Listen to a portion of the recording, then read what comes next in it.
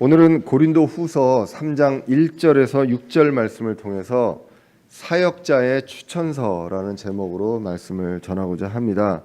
하나님께서는 사도 바울을 통해서 고린도 교회에 두 번째 편지를 쓰고 계십니다.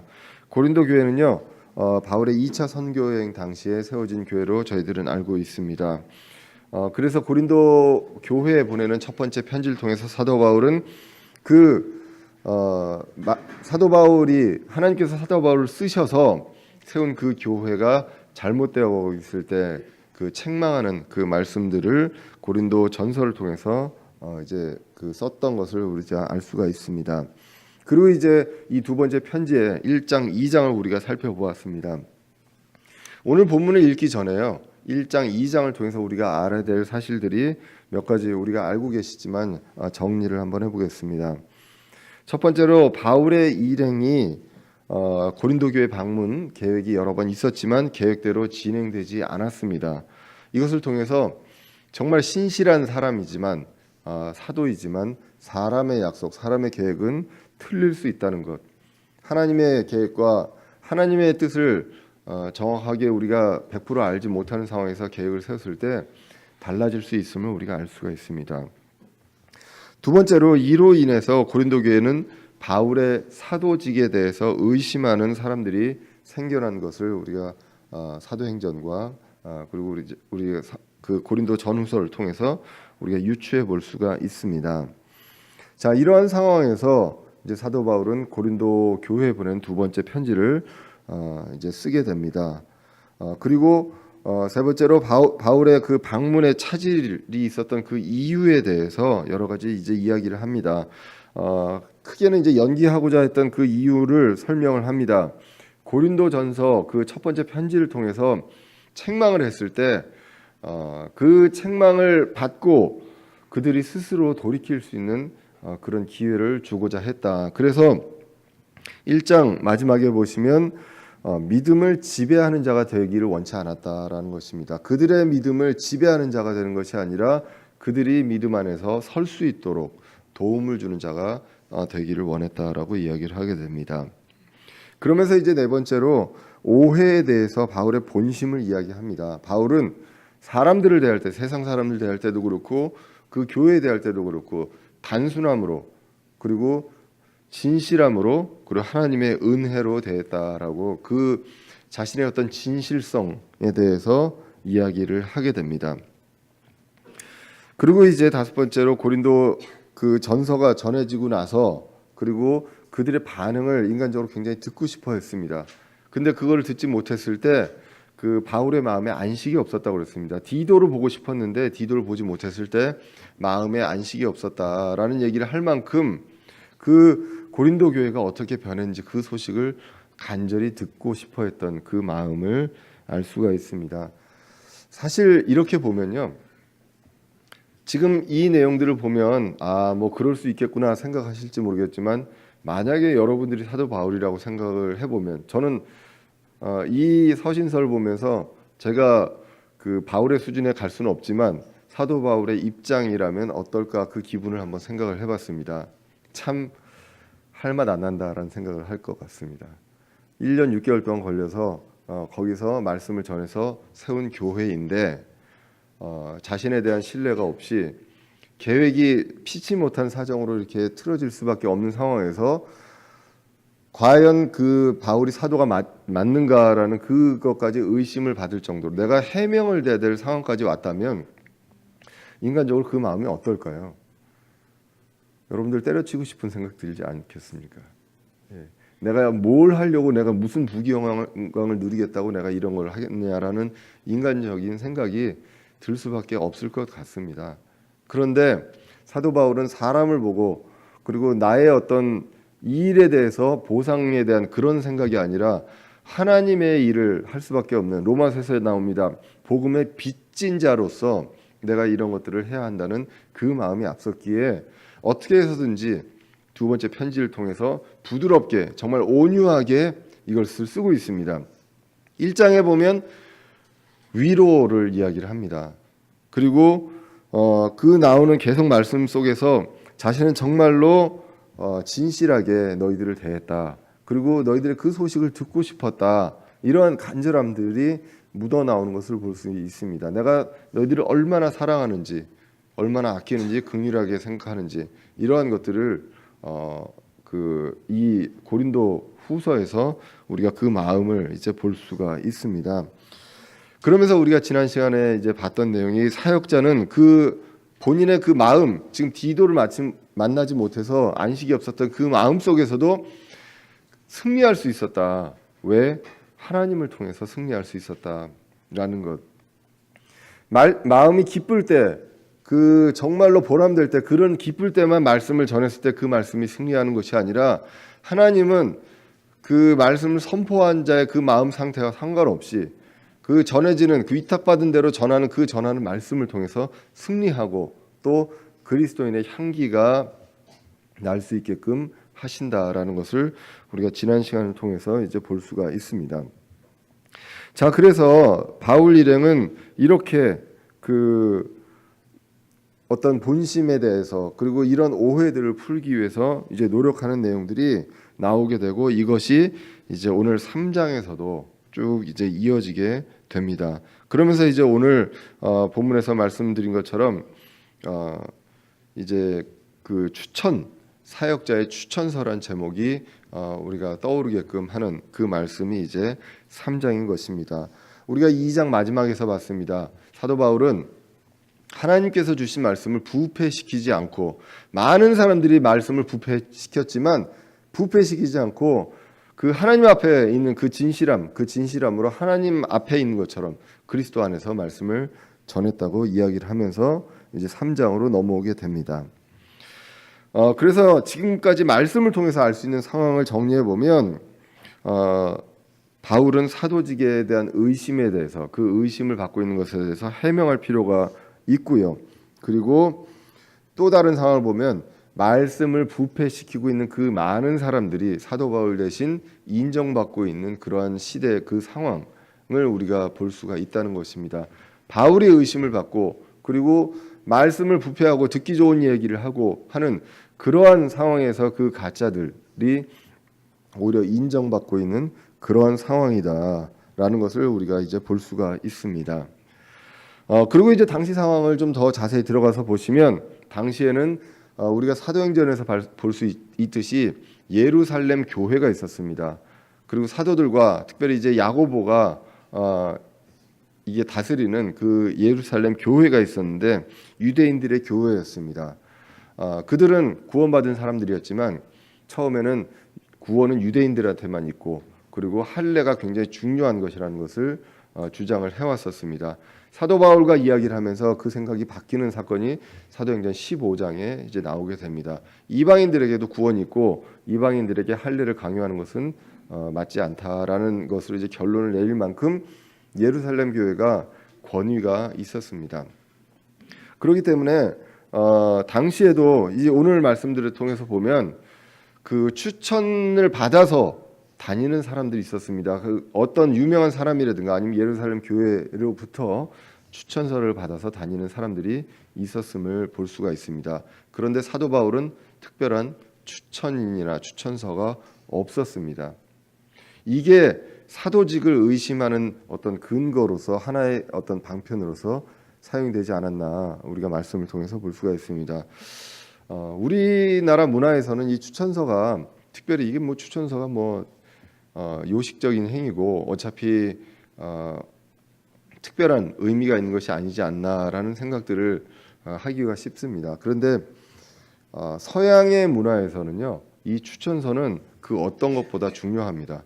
누가 추천서를 했고 추천서 내용이 무엇인지가 그 사람의 채용과 당락을 좌우할 만큼 굉장히 중요한 그런 내용입니다.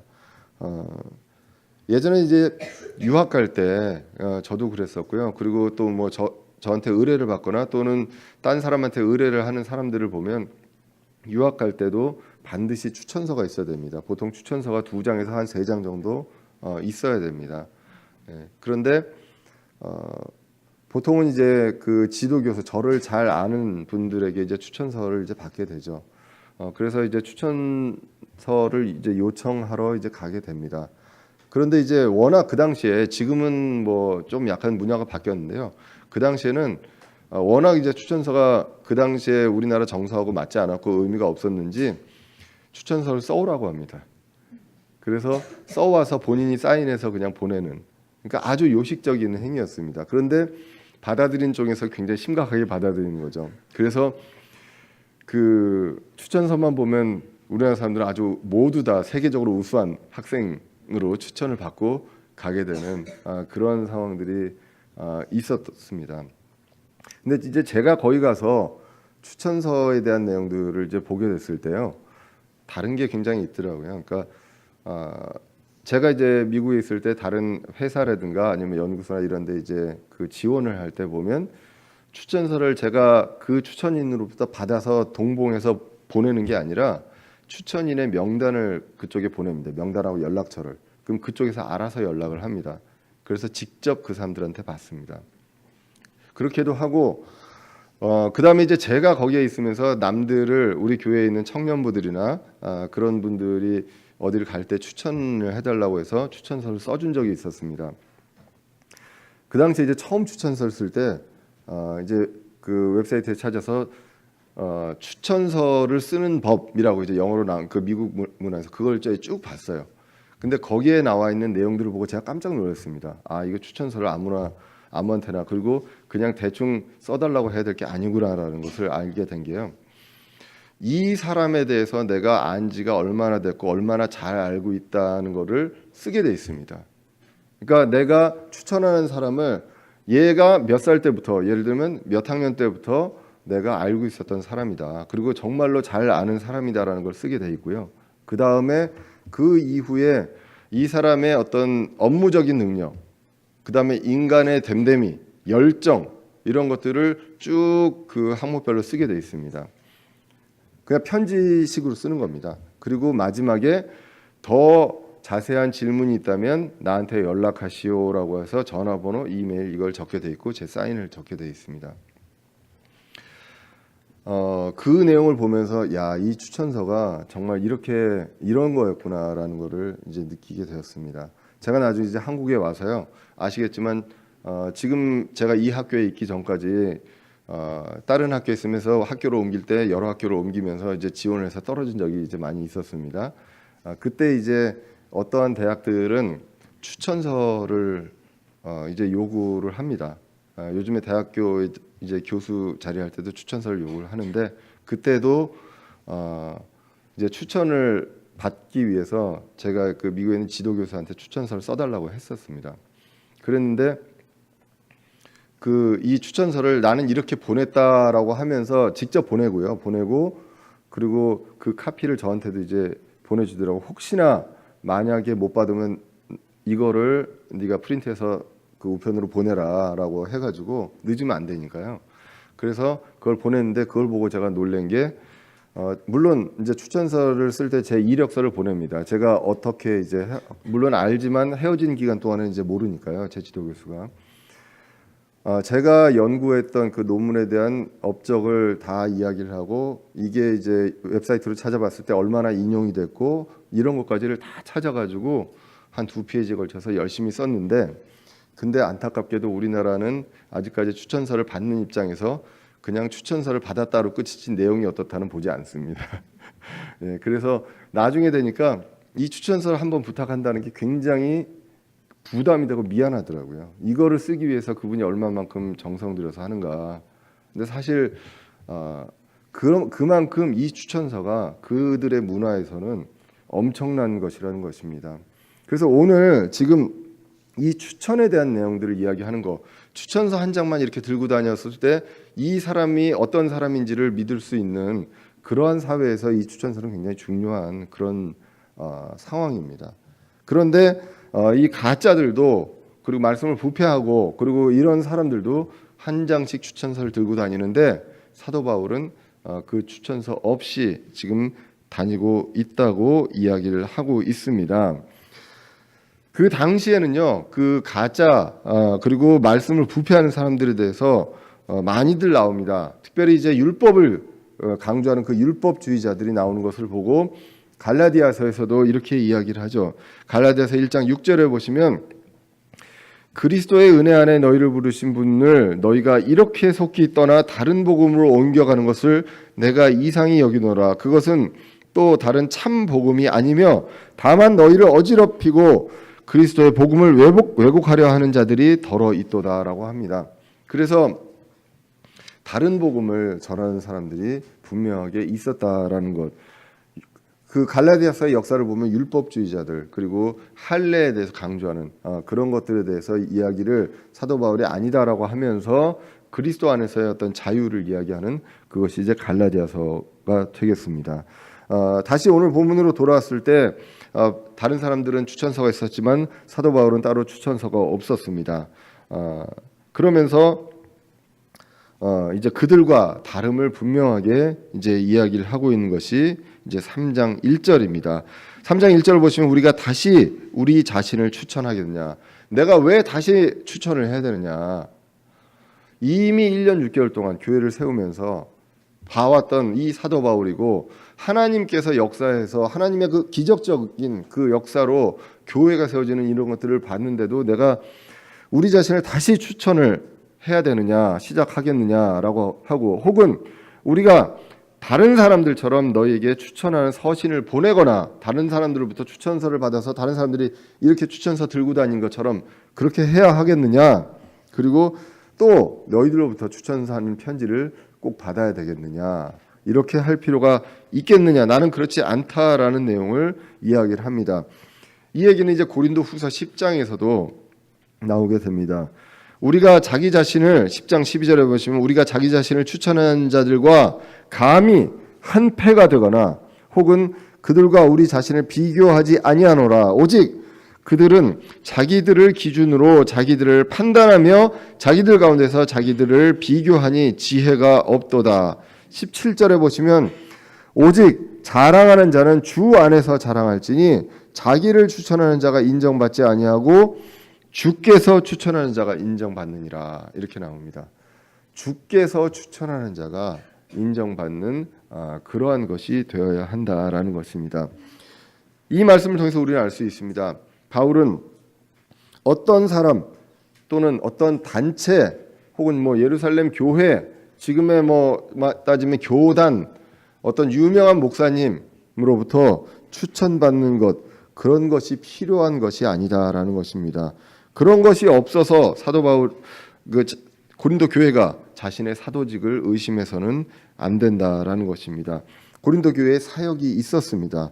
그런데 그것들을 다시 추천하고 거짓 교사들처럼 추천을 받고 이렇게 해야 하느냐? 그렇지 않다라는 것입니다. 그러면서 오늘 3장 2절에서 이렇게 나옵니다. 바로 추천서는 너희들이다. 고린도 교회 너희들이다. 너희들이 바로 추천서다라는 것. 고린도 교회에 있는 크리스찬 교회를 이야기를 하고 있습니다. 2절을 보겠습니다. 너희는 우리의 마음에 쓰여 있는 우리의 서신으로 모든 사람이 알고 읽는 바다라고 나옵니다. 그렇기 때문에 이 고린도 교회가 편지다, 추천하는 편지다라는 것입니다. 마음에 쓰여 있는 우리의 서신이다라고 이야기를 합니다. 그러니까 이 사도 바울에게 있어서 이 사역자들에 있어서 추천서, 이 편지가 누구냐? 바로 교회, 이 성도들, 지체들이다라는 것을 이야기를 하고 있습니다. 그 사도 바울의 사역으로 변화된 사람들, 그리고 그리스도에게로 돌아온 사람들, 그리고 열매 맺고 변화되는 그 사람들이 바로 추천서, 서신이다라는 것입니다. 그리고 이것들을 모든 사람이 알고 읽고 있다. 고린도 교회가 있고요.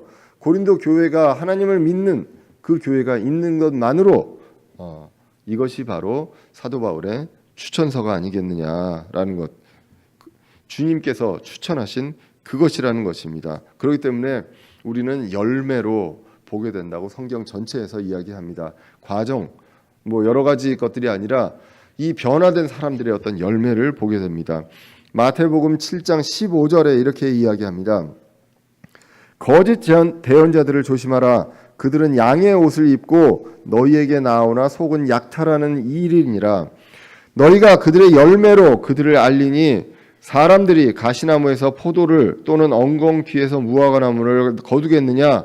이와 같이 좋은 나무마다 좋은 열매를 맺고 변질된 나무는 나쁜 열매를 맺나니 좋은 나무가 나쁜 열매를 맺지 못하고 또 변질된 나무가 좋은 열매를 맺지 못하느니라. 이렇게 나와 있습니다. 그래서 이 서신, 이 추천서는 사역을 통해서 드러난 그리스도의 서신이 된다라고 그 다음 3절에서 나오게 됩니다. 자, 교회가 사역자의 서신입니다. 추천서입니다. 그런데 이 추천서, 이 서신이 결국은 누구의 서신이냐? 사도 바울이 누구로부터 추천받은 것이 중요하다고 합니까? 주께로부터 추천받은 것이 중요하다고 합니다. 그러므로 이 추천서는 누구로부터 온 추천서입니까? 주님으로, 그리스도부터 온 것이다라는 것이 오늘 3절에 나오는 말씀입니다. 너희는 우리 사역을 통하여 분명히 드러난 그리스도의 서신인데, 너희가 누구의 서신이라고요? 그리스도의 서신이라고 합니다. 그리스도께서요, 추천서를 써주신 이 추천서가 바로 고린도에 있는 교회다라는 것입니다. 누구에게? 사도 바울에게. 그것이 오늘 말씀에 나와 있는 내용입니다. 그렇기 때문에 사역자들은 하나님께 인정받을 때, 우리가 2장에서 나왔습니다. 숫자라든가 성과, 어떤 양적인 성과라든가 눈으로 보이는 것이 아니라 그리스도에게 얼마나 충성했는가, 말씀을 얼마나 충성했는가로 그리스도께 인정받는다고 했습니다. 그리고 사역자들은 오늘 말씀을 통해서 알 수 있습니다. 규모나 숫자가 아닌 사람들의 변화된 열매, 이 열매로 인정받고 그것으로 입증된다는 것, 그것을 이야기를 합니다. 그리스도의 서신 얘기하면서 서신이 영어로는 이제 이피슬이라고 합니다. 이피슬. 근데 그 단어 앞에 그 스펠링 2개만 바꾸면 어파슬이 됩니다. 어파슬은 사도입니다. 그래서 이렇게들 얘기합니다. 교회는요, 그리스도의 어파슬, 사도가 아니라 그리스도의 이피슬이다, 서신이다. 교회는 사도가 아니라 서신이다. 이 내용들을 이제 많은 목사님들이 이제 이야기를 하는 것을 이제 보게 됩니다. 그 워렌 위어스비는 주석에서 이렇게 기록을 합니다. 이 서신, 그리스도의 서신, 오늘 본문에 대해서 이야기합니다.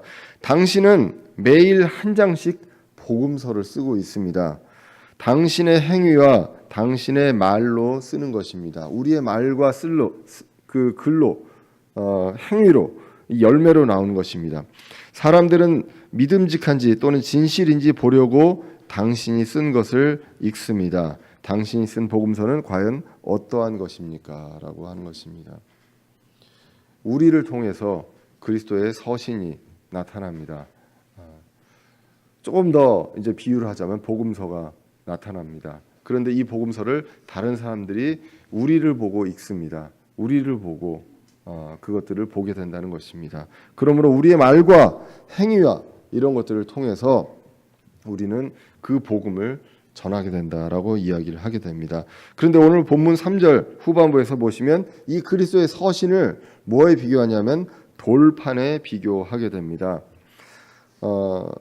이 돌판, 오늘 나온 이 돌판은 그 후반부에 이 뒤에 나와 있는 3장에 나와 있는 다른 이제 구절들을 보면 이 돌판은 율법을 상징하는 것을 이제 알 수가 있습니다.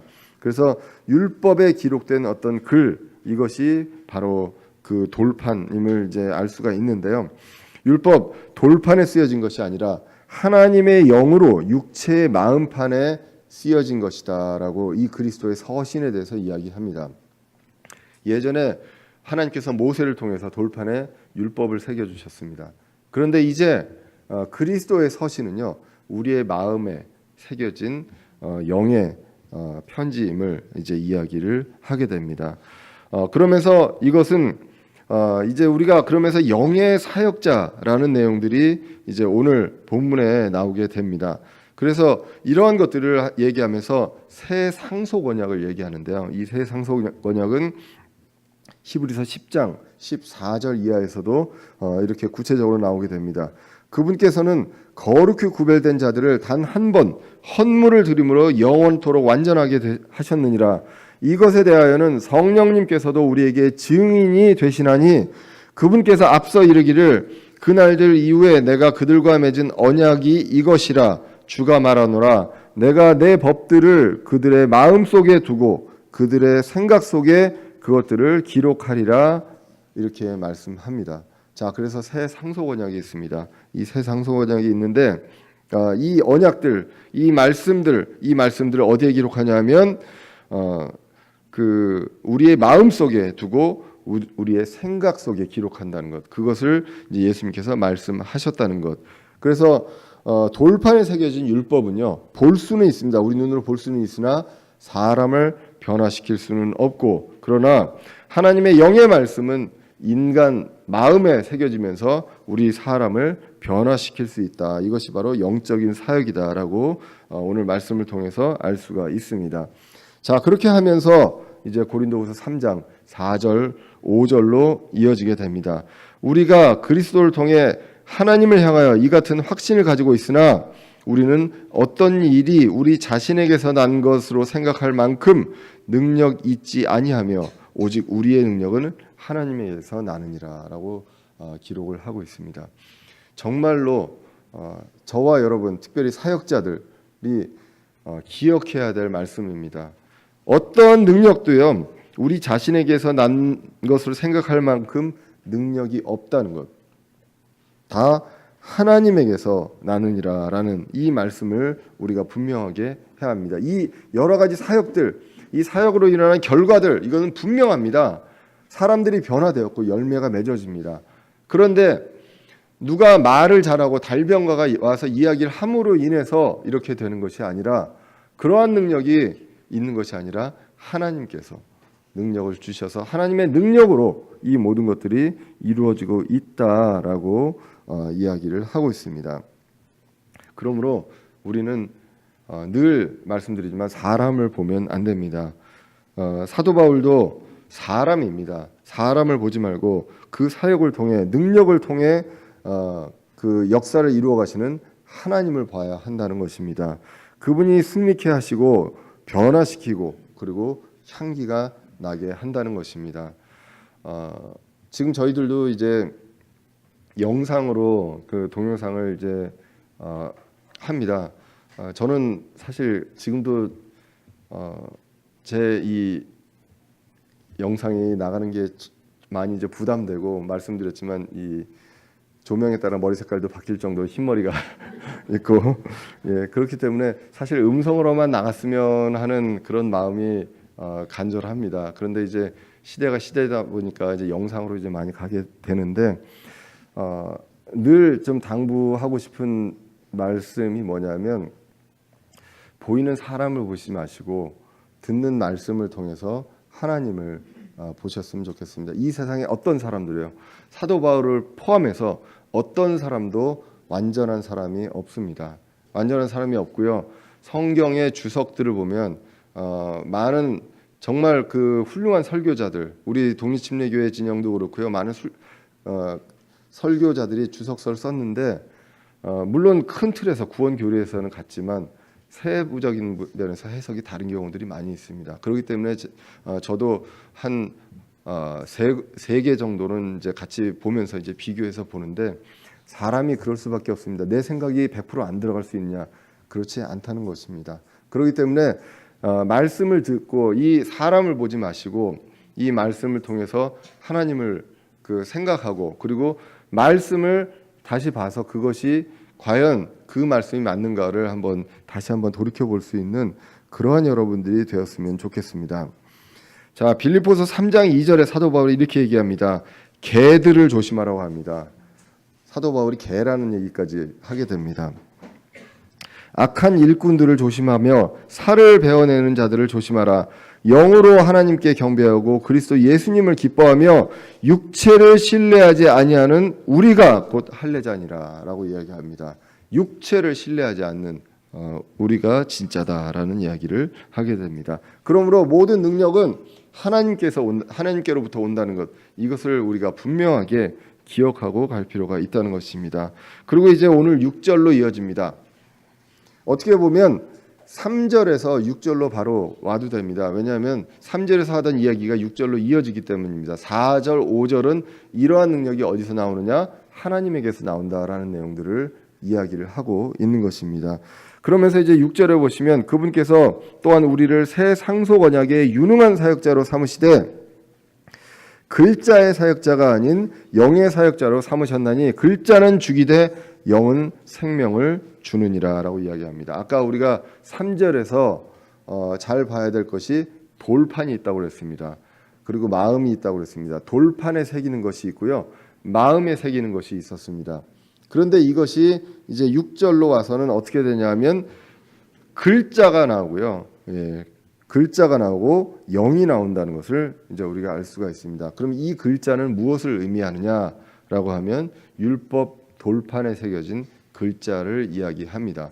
이것을 은사주의 쪽에서 잘못 해석을 하면 글자가 성경이고 영은 은사다라고 이야기를 하기도 합니다. 그렇기 때문에 성경을 그냥 문자 그대로만 보는 것이 아니라 영적인 것으로 이제 봐야 된다라고 하는데, 우리가 고린도후서 3장 전체로 이렇게 보시면 계속 우리가 3장에서 얘기하는 것은 구약과 신약을 비교하고 대조합니다.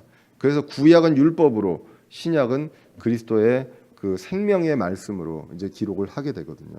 그래서 율법과 글자는 죽음을 이야기하고요, 그리스도의 영은 생명을 이야기한다라는 내용을 계속 비교해서 3장 전체에서 그 내용을 이야기를 하고 있습니다. 그렇기 때문에 모든 성경 주석가들은, 거의 모든 성경 주석가들은 글자를 이제 율법으로 해석을 해야 한다라고 이야기를 하게 됩니다.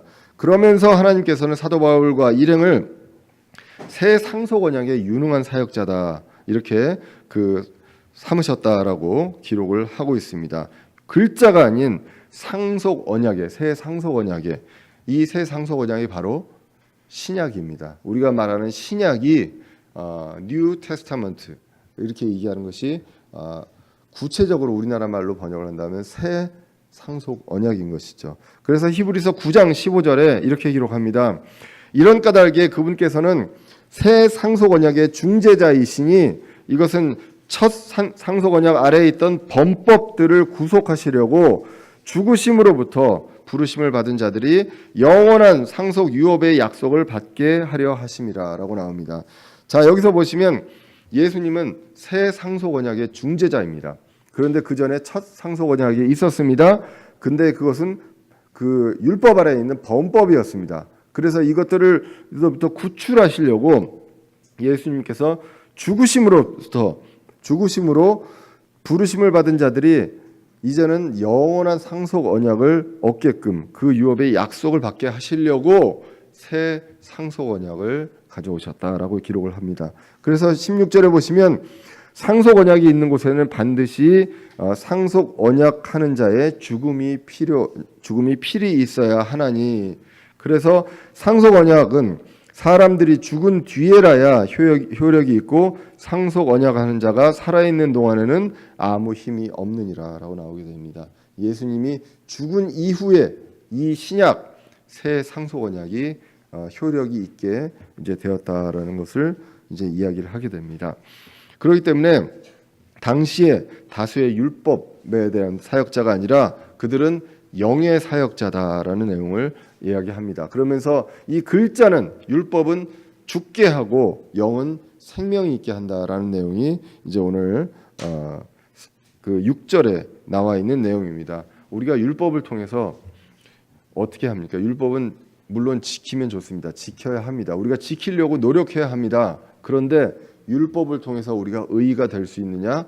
그렇지 않다고 성경은 기록을 하고 있습니다. 로마서 3장 20절에 보시면 그러므로 율법의 행위로는 어떤 육체도 그분 눈앞에서 의롭게 될 수 없나니 율법으로는 죄를 알게 되느니라 라고 나오게 됩니다. 율법을 주신 이유가 무엇입니까? 이것을 지켜야 합니다. 그러나 지킬 수 없습니다. 그러므로 율법을 통해서, 그 기준을 통해서 우리는 죄를 알게 됩니다. 우리가 죄인인 것을 알게 되고, 그렇기 때문에 우리는 죽을 수밖에 없다는 것. 로마서 6장 23절에 그 죄를 알게 되면 죄의 삭슨, 사망이나 하나님의 선물은 예수 그리스도 우리 주를 통해 얻는 영원한 생명이니라 라고 기록을 하고 있다는 것입니다. 율법을 통해서 우리는 의인이 되는 것이 아니라 죄인임을 알게 됩니다. 그리고 이 죄인임을 알게 됐을 때 이 죄로 인해서 그 죄의 대가는 죽음이라는 것, 그것 또한 알게 된다는 것. 그렇기 때문에 오늘 본문에서 이야기합니다. 글자는 죽인다. 글자로는 죽음이다라는 것을, 율법은 그것이 죽음이라는 것을 이야기한다는 것입니다. 반면에 영은 어떻습니까? 영은 생명이고 새 상속 언약의 생명의 복음입니다. 요한복음 6장 63절에서 이렇게 기록합니다. 살리는 것은 영이며 육은 아무것도 유익하게 하지 못하느니라. 내가 너에게 이르는 말들은 곧 영이요 생명이니라 라고 기록을 하고 있다는 것입니다. 그러므로 오늘 사도 바울이 이야기를 합니다. 영의 사역자다. 새 상속 언약의 그 영의 사역자다라는 것을 이제 기록을 하고 있다는 것입니다. 오늘 이제 말씀을 요약하고자 합니다. 이 세상에 많은 사역자, 선포자가 있습니다. 당시에도 있었고 지금도 있습니다. 진짜도 있고 가짜도 있습니다. 그러나 이런 것들을 어떻게 구별할 것인가? 추천서냐? 아니면 어느 신학대학 학위증이냐? 아니면 어느 교단으로부터 받은 안수증이냐라는 것입니다. 우리가 신학교가 생긴 지 그렇게 오래 역사적으로 되지 않았습니다.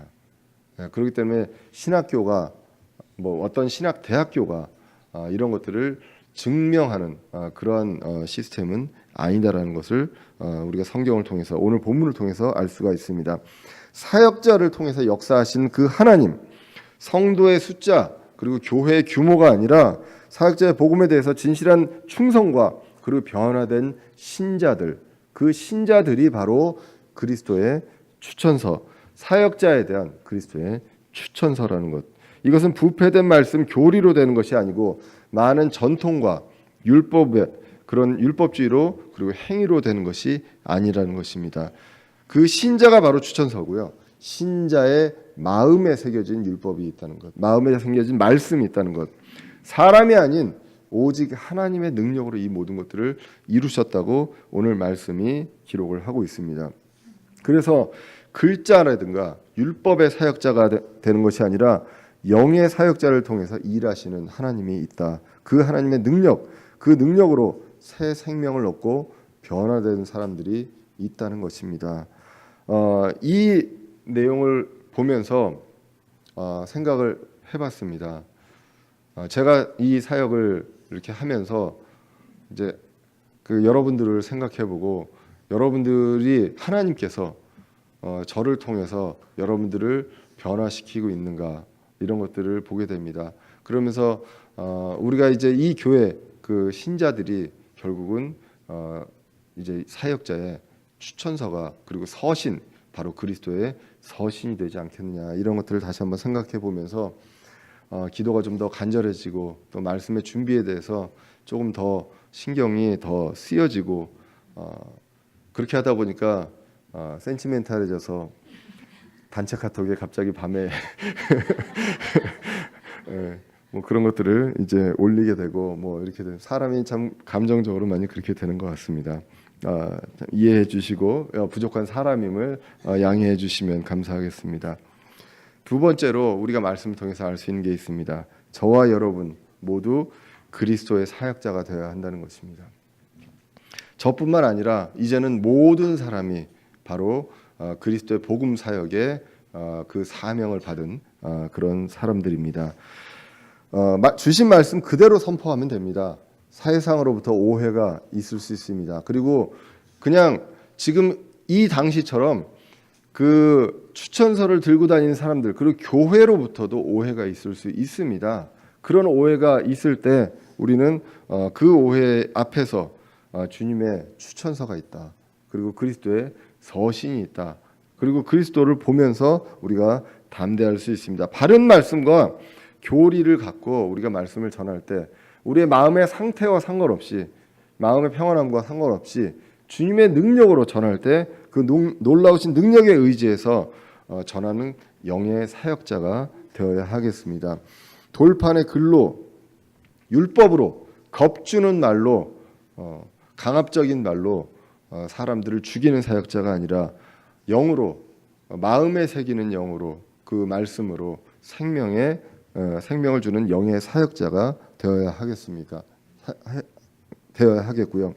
이제는 주님 다시 오실 날이 정말로 얼마 남지 않았습니다.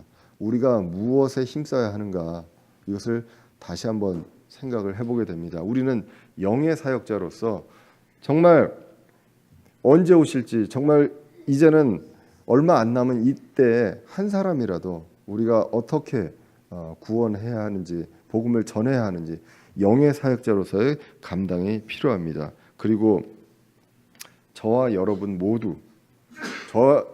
모두가 부족하지만 그리스도의 서신으로서 그리고 그리스도의 복음서로서 한 장 한 장 매일 삶을 통해서 써나갈 수 있는 그리고 그것을 모든 사람들이 읽는다는 그 마음가짐으로 써나갈 수 있는 저와 여러분들 되시기를 간절히 기원합니다.